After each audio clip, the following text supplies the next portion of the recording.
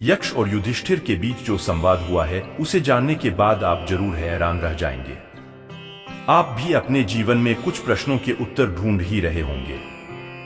यदि ऐसा है तो निश्चित ही इसे अंत तक वीडियो देखें। यह अध्यात्म, दर्शन और धर्म से जुड़े प्रश्न ही नहीं है, यह आपकी जिंदगी से जुड़े प्रश्न भी है। पांडवजन अपने 13 वर्षीय वनवास के दौरान वनों में विचरण कर रहे थे। तब उन्होंने एक बार प्यास बुझाने के लिए पानी की तलाश की। पानी का प्रबंध करने का जिम्मा प्रथमत सहदेव को सौंप गया।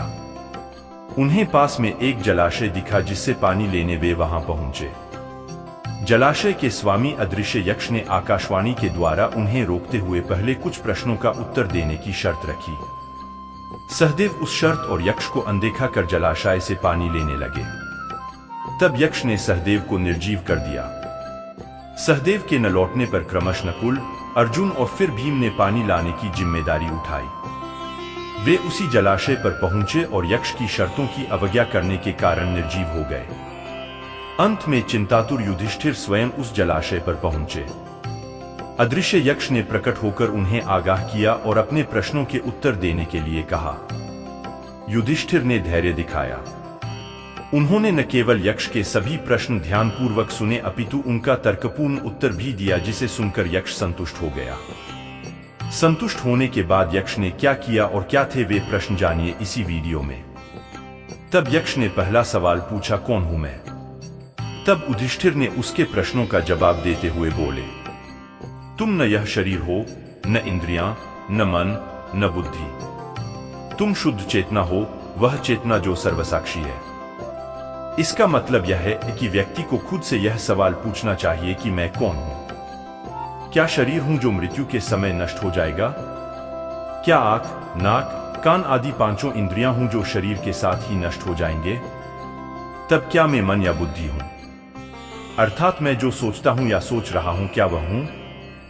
जब गहरी सुषुप्ति आती है तब यह भी बंद होने जैसा हो जाता है। तब मैं क्या हूं?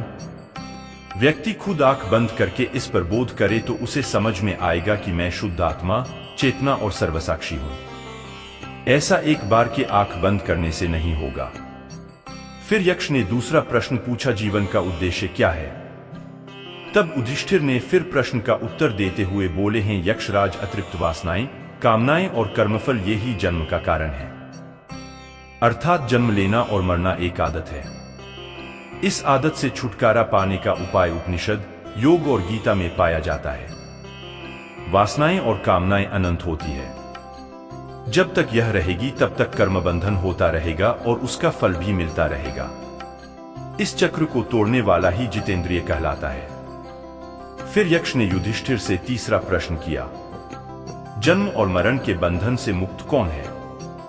तब युधिष्ठिर बोले हैं, यक्षराज, जिसने स्वयं को, उस आत्मा को जान लिया, वह जन्म और मरण के बंधन से मुक्त है।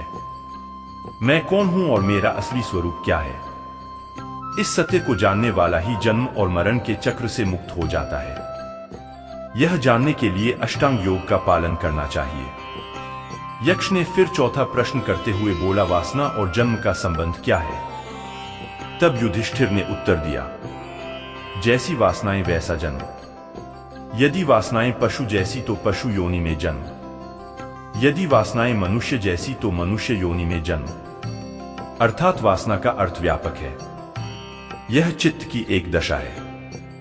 हम जैसा सोचते हैं वैसे बन जाते हैं।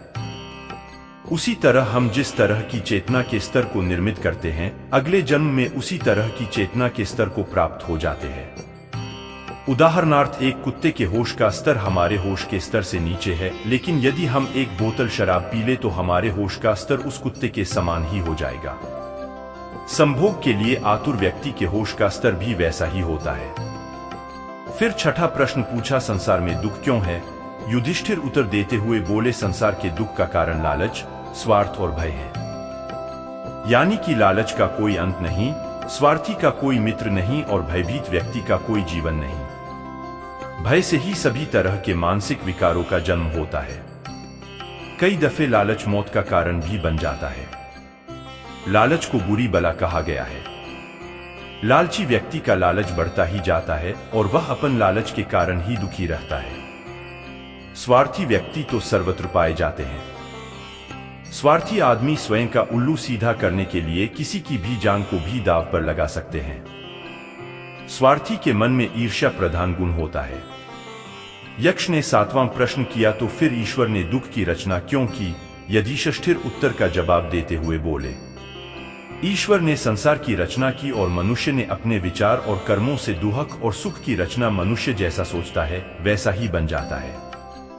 नकारात्मकता स्वतः ही आती है, लेकिन सकारात्मक विचारों को लाना पड़ता है।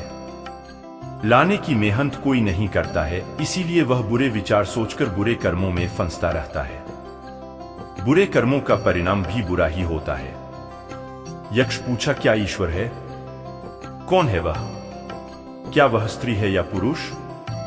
युधिष्ठिर बोले, कारण के बिना कार्य नहीं। यह संसार उस कारण के अस्तित्व का प्रमाण है। तुम हो इसलिए वह भी है। उस महान कारण को ही आध्यात्म में ईश्वर कहा गया है। वह न स्त्री है न पुरुष, अर्थात यह जगत या संसार ही इस बात का सबूत है कि ईश्वर है। उसके होने के बगैर यह हो नहीं सकता। जैसे शरीर के होने का सबूत ही यह है कि आत्मा है या तुम हो। तुम्हें पढ़ने और लिखने वाले को ही तो आत्मा कहा गया है।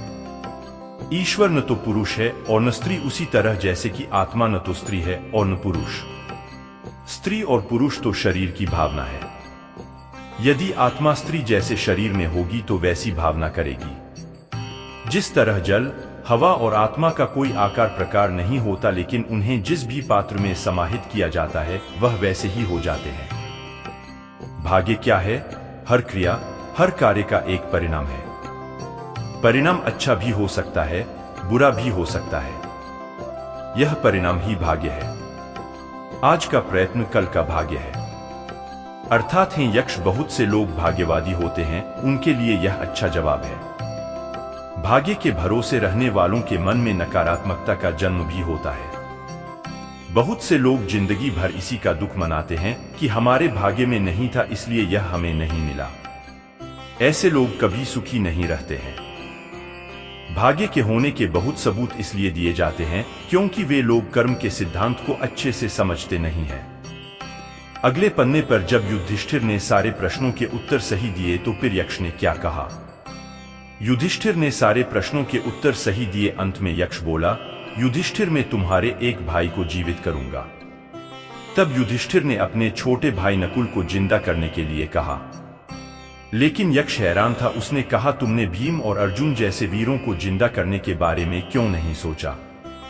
युधिष्ठिर बोले, मनुष्य की रक्षा धर्म से होती है। मेरे पिता की 2 पत्नियां थीं। कुंती का एक पुत्र मैं तो बचा हूं। मैं चाहता हूं कि माता माद्री का भी एक पुत्र जीवित रहे। यक्ष उत्तर सुनकर काफी खुश हुए और महाभारत की जीत का वरदान देकर वह अपने धाम लौट गए।